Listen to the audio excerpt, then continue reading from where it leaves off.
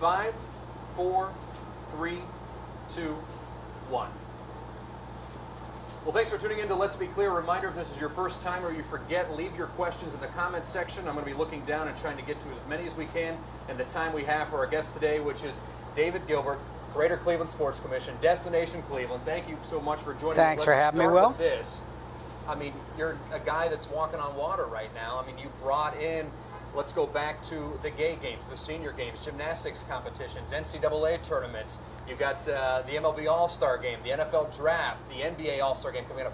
What's the feather in your cap? What's the one that you hang your hat on? You know, I don't know if there really is one. It's amazing to see Cleveland continuing to climb on the charts of one of the top cities in the country at hosting these major events. And even if you're seeing what happened, you know, as amazing as AllStar Weekend was, seeing the national media write about what a phenomenal host we were really means a lot. Because it's affirmation of what an incredible city we are. And also, you know, those are the kinds of things that help us get the next one, that helps us get the next one, and you really build that reputation. You and I were talking before we got going here, and you're a guy that lives in a meeting room. I mean, you go from meeting to meeting to meeting to meeting. What is the selling point that you give them in these meetings that gets MLB, NFL, NBA to say, yeah, we're coming to your city? You know, I think it's a couple things. Number one is we know how to do it. We know how to do it as a community. This is big business for all these people, whether it's the World Yo-Yo Championship coming up in a couple weeks or NFL Draft. It's the livelihood of those organizations. So if we can make their business better, if we can show them that we can do so many of the business things for them, take it on, do it well, we have a proven ability to do it, that's fantastic. And then we have such a great package in the community, and you know, with our facilities, everything within walking distance, and then just the people. When they meet the people here, it's just so easy to tell that people are so genuinely excited about having these events here. And that doesn't always happen in a lot of other cities. Yeah. Is there a negative when you're in the meeting room that you hear an organization say, boy, we like X, Y, and Z, but we're worried about Q? Or is there an organization that said, we're going to go with this city because they were able to give us this and we were not able to? Yeah, you know, sometimes those kinds of things happen from a facility standpoint. You know, if somebody has a perfect example is without a dome, football stadium, we're never going to host a men's Final Four. We're never going to host a Super Bowl. But take away that kind of stuff. I think the one thing that still can hold us back from time to time is the outside perception of Cleveland. It's certainly getting better. Every time we have these events, the more the number of visitors grow, all of that continues to change it. But we're battling a 40 or 50-year problem that's not going to change overnight. Yeah. And it's our job to make sure that we change their mind. And oftentimes that's just getting them here. Once we get them here, usually not January, February, but once we get them here, this community really tends to sell itself. What can someone that may be watching do to help change that image a little bit? Not everybody has the power to be in the meeting rooms as you, but you know, maybe it's someone that just has a 9-to-5 job. What can they do to help the image? Yeah, it's a huge point. This entire community, everybody who lives here, is part of helping to change the narrative of Cleveland.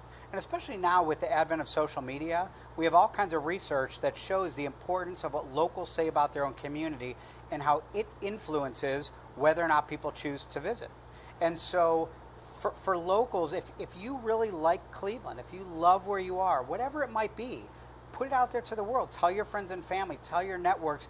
That you multiply that by 2+ million people that live in this region, makes a huge difference. I'll tell you, we see it on the T-shirts every day. Everybody seems to have a Absolutely. Cleveland T-shirt somewhere. And we hear that comment all the time. People come here, they say, more than any other city they go to, the pride of people wearing their city T-shirt, we hear all the time, it's more than any other city they see.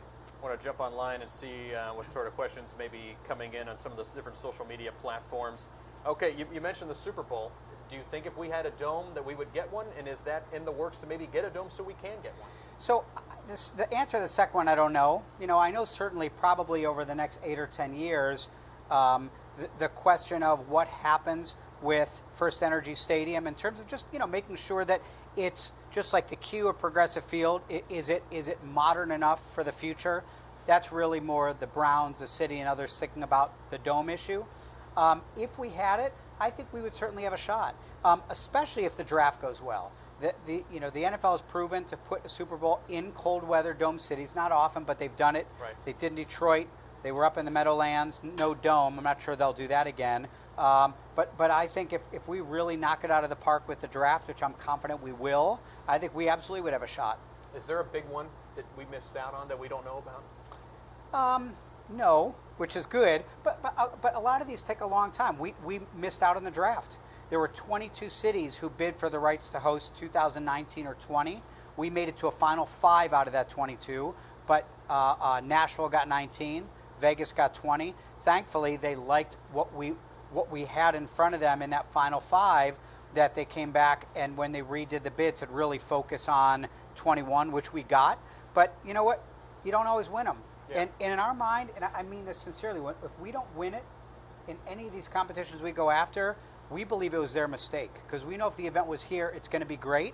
And so we find out what could we have done better. We go right after it again.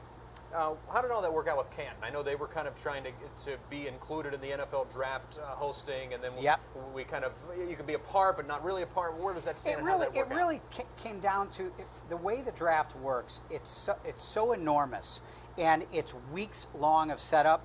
You really can't do it physically in 2 places, and it really came down to that. There's no doubt that the Football Hall of Fame will play a big role in the draft up here.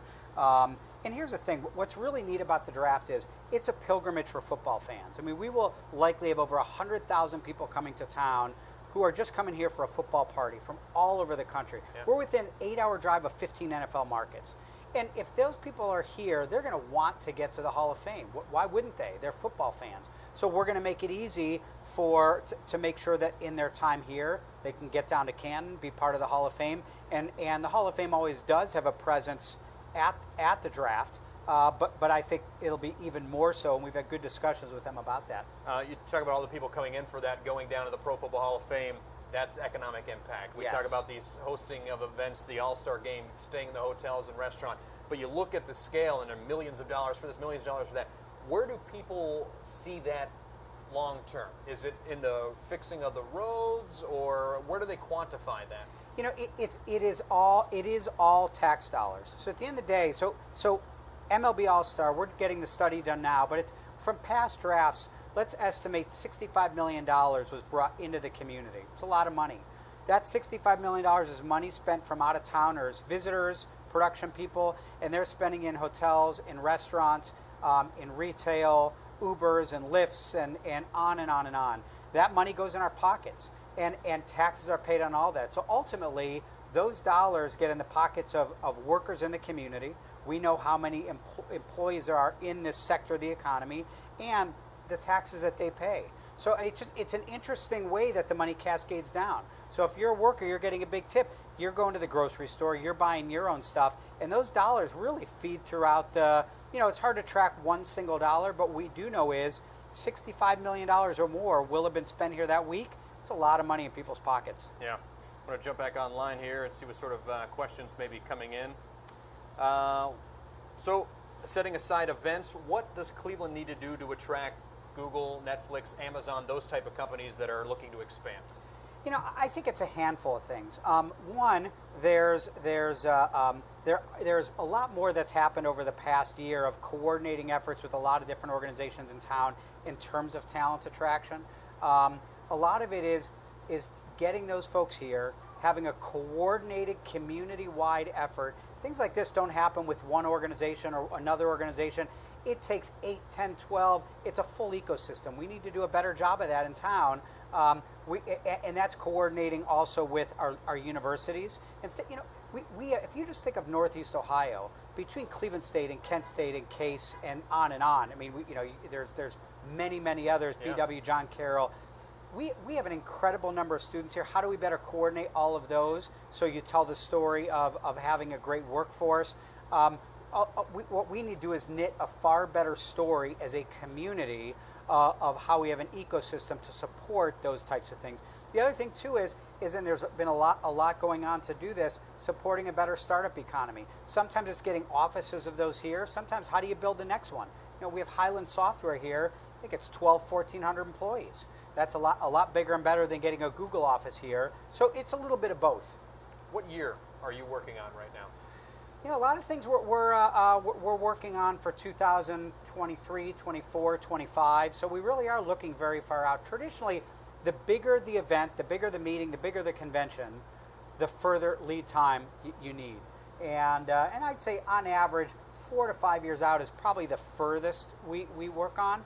And you know, sometimes you get things that come up quick, and you're working on something that's only 6 or 8 months away. Yeah. So, but yeah, you definitely, by the time an event comes, so when MLB All-Star Game was here, you know, our staffs were working very hard on making sure with the Indians in the city, the customer experience was incredible.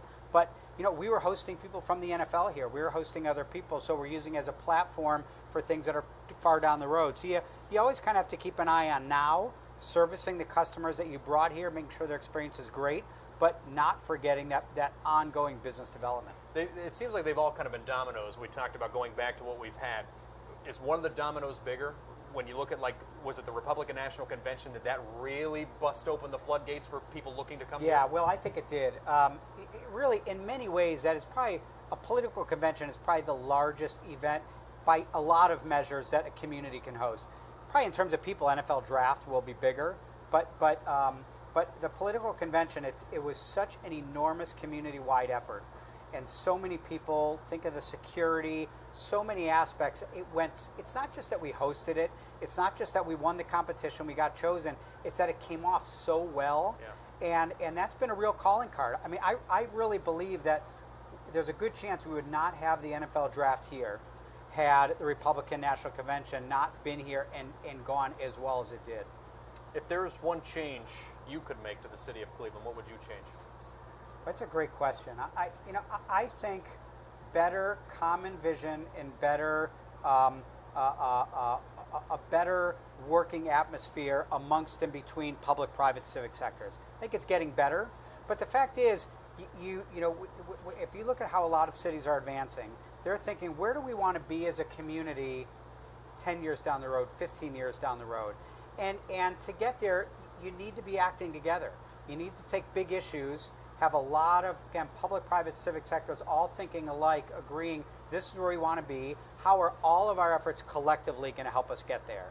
And within that is all kinds of programs and development. But I think you can't point to a program or development or anything like that. Income disparity, all these big issues, they really all fold up into one larger, bigger, broader vision. And I think that's something that the community really needs. You talk about organizations and entities working better together. There's been talk at different points about the combining of the city of Cleveland and Cuyahoga County. You've been kind of a proponent of that. What do you think that would do beneficial to us, and what are the naysayers saying that the problem with that would be? Well, you know, I guess I would step back. I mean, ultimately, there's a lot of things you could argue about a Unigov structure that other communities have. But there's a lot of steps you could take along the way that aren't as drastic. If you just think about more and more of combining city services, you know, you think of, I think we have 55 or 56 municipalities in Cuyahoga County. How can those different municipalities work together on their services to save? And there are, I think it's a lot of smaller steps. And it's wonderful to look at what other cities have done, and not to say maybe down the road that couldn't be a right step, but I think it's just ultimately there needs to be more trust.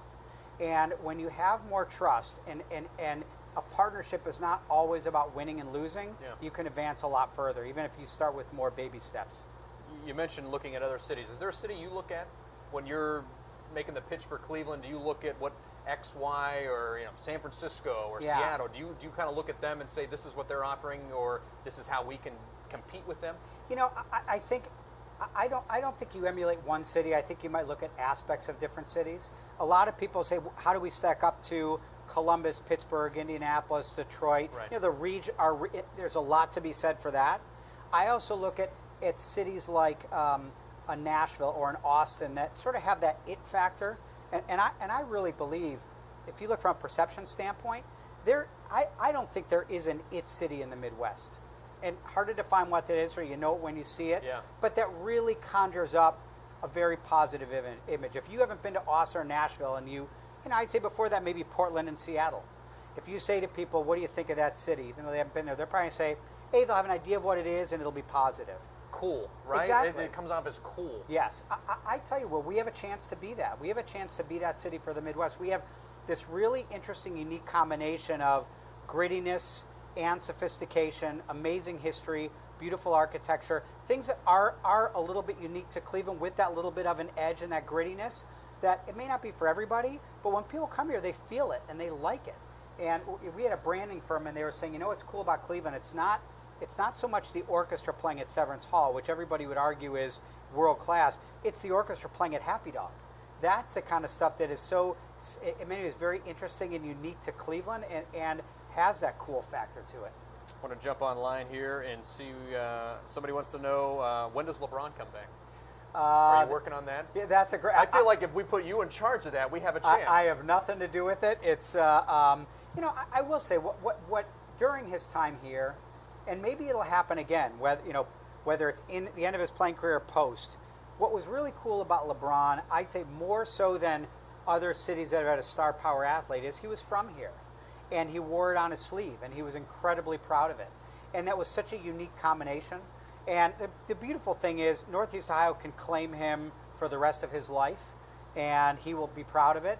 And hopefully, there will, in one way or another, whether it's in sports or business or both, he will remain highly connected because he is one of the most recognizable celebrities on the planet, and he is proudly tied to his hometown, which is great. Question coming in. You know this city. One of your best friends comes to town for the first time. You want to impress them. Give me your top 3 spots. Where are you taking them? Oh, boy. For me, number one is Edgewater Park. It is my favorite spot in Cleveland. It's one of those who knew that we'd have a gorgeous beach. We were down there on Saturday night with my wife and our friends just watching the sunset. I also think some of our neighborhoods. I'm an East Sider. We love to go to Lakewood. There are so many cool local restaurants in Lakewood Park and the Solstice Steps and again, I'm partial to a lot of our neighborhoods. Try to spend time in Gordon Square, in Tremont, in Ohio City. To me, that's what I really gravitate to. And I guess last, a little bit connected to Edgewater, I love outdoors, so Cuyahoga Valley National Park and our metro parks are phenomenal. I want to end with this. You've done a lot of interviews over the years. I've done a few with you before, but never in a glass truck like this with like 8 cameras and rolling. Never again. And live streaming. You want to break some news right now? I'm going to give you the platform. What's the next one coming? Can you give us Very big announcement. Just yesterday, Cleveland landed the 2021 USA Swimming Masters Long Course Championship.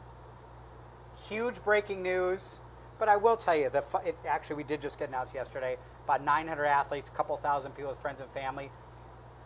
But while that's not necessarily breaking news, I think it is important for people to know that's what drives us. Yeah. Having these home runs, having the All-Star games, the huge conventions, critically important. But, I'm partial to sports analogies. If you're in baseball, you win, you get to the championship, you get to the World Series by hitting a lot of singles and doubles, and you don't get there by just hitting home runs. So you got to hit some singles, doubles, right. Steal a base or two. Absolutely. Yeah. And so the more we can every day, every week have those wins, that's what's going to keep us going. Is there a genre that you're working on now you can give us? Well, I don't know about a genre, but I do think there are a lot of things. What's really key is how do we take advantage of the big ones we know we have? Yeah. So now that you have the NFL draft come, what can we do with that can help attract businesses, help attract talent? Rock and Roll Hall of Fame inductions now will be here every other year. Huge celebrity factor. What do we do with that to build on it? And I think for us, that's a little bit of our next frontier is not only going after these events, but continuing to think of how do we take advantage of it in a way that other cities haven't? Because they come and go. It's great they spent the $65 million, but what do we do with that event to help promote and make sure that a year or 2 or 3 afterward, we can go back and say, these things happen in Cleveland because we hosted that event. Yeah, and those people maybe come back, bring their families on a vacation. Well, and we look at, I know this sounds silly, but we look at, all those people who are here for the first time for All-Star Game, those are first dates. Those are first dates for Cleveland. So how do we make sure we know who those people are and do everything we can to try to get them to be long-term relationships? Well, we've had a good relationship with you running the things Thank at you. the helm. Thank you so you. much. Dave Gilbert, we thank you for tuning in to Let's Be Clear.